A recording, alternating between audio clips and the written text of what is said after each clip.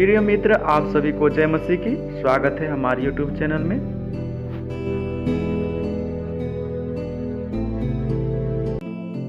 अड़तीस वर्ष के रोगी को आशा टूटने के पश्चात भी एक अद्भुत चंगाई मिलती है। यूहन्ना रचित सुसमाचार 5वें अध्याय में हम यह घटना पढ़ सकते हैं। यरूशलेम में भेड़ फाटक के पास एक कुंड है जो इब्रानी भाषा में बेतसदा कहलाता है और उसके 5 ओसारे हैं। इनमें बहुत से बीमार, अंधे, लंगड़े और सूखे अंग वाले पानी हिलने की आशा में पड़े रहते थे, क्योंकि नियुक्त समय पर परमेश्वर के स्वर्गदूत कुंड में उतरकर पानी को हिलाया करते थे। पानी हिलते ही जो कोई पहले उतरता वह चंगा हो जाता था, चाहे उसकी कोई बीमारी क्यों न हो। वहाँ एक मनुष्य था जो 38 वर्ष से बीमारी में पड़ा था। यीशु ने उससे पड़ा हुआ देखकर और जानकर कि वो बहुत दिनों से इस दशा में पड़ा है, उससे पूछा, क्या तू चंगा होना चाहता है? उस बीमार ने उसको उत्तर दिया कि हे प्रभु, मेरे पास कोई मनुष्य नहीं कि जब पानी हिलाया जाए तो मुझे कुंड में उतारे, परंतु मेरे पहुँचते पहुँचते दूसरा मुझसे पहले उतर पड़ता है। यीशु ने उससे कहा, उठ, अपनी खाट उठाकर चल फिर। वह मनुष्य तुरंत चंगा हो गया और अपनी खाट उठाकर चलने फिरने लगा। यूहन्ना 5 अध्याय 2 पद से 9 पद। यह अपनी कल्पना द्वारा बनाई गई कहानी नहीं है, यह इतिहास में घटित एक घटना है। एक बड़ा कुंड जिसके चारों तरफ 5 ओसारे हैं, यह लोगों के बैठने और बात करने का स्थान है। यहाँ बड़ी भारी भीड़, बड़ी धक्का मुक्की और हुल्लड़ रहता है। उनमें बूढ़े लोग, जवान लोग, छोटे छोटे बच्चे हैं, मासूम बच्चे भी हैं। माता पिता बच्चों को भी उठा ले आते हैं। सब प्रकार के बीमार वहाँ हैं, अंधे, लंगड़े, कोढ़ी, कैंसर वाले और भी विभिन्न प्रकार की बीमारी से ग्रसित बहुत बड़ी भीड़ वहाँ रहती है।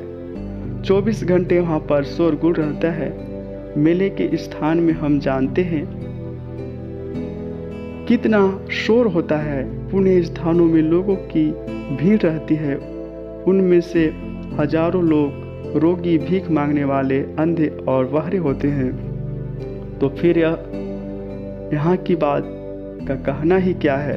मनुष्य की इच्छा छोटे रास्ते से काम कराने की होती है। कुंड में उतरने से चंगाई मिलते हुए देखकर अपने बीमारों को फिर क्यों साथ नहीं लाएगा? इसके अलावा चंगाई की बात सुनकर लोगों की भीड़ उमड़ पड़ती है। तब तो एक कुंड में उतरने से चंगाई मिलने की बात सुन के कितने लोग जमा होते होंगे। जरा इसकी कल्पना कीजिए, पुण्य स्थानों में, गिरजाघरों में जाना बंद करके अस्पताल और वैद्यों को छोड़कर हजारों की तादाद में लोग यहाँ जमा हो जाएंगे। सबको जो उठ नहीं सकते, चल नहीं सकते, उन सबको उठाकर यहाँ लाएंगे। पहले उतरने वालों को चंगाई मिलेगी, यहाँ ताकत वालों का काम बनेगा। स्कूलों में मिठाई उठाने की प्रतियोगिता के समान आगे पीछे वालों को पटक देंगे और गिरा देंगे और होशियार चंगाई ले जाएगा।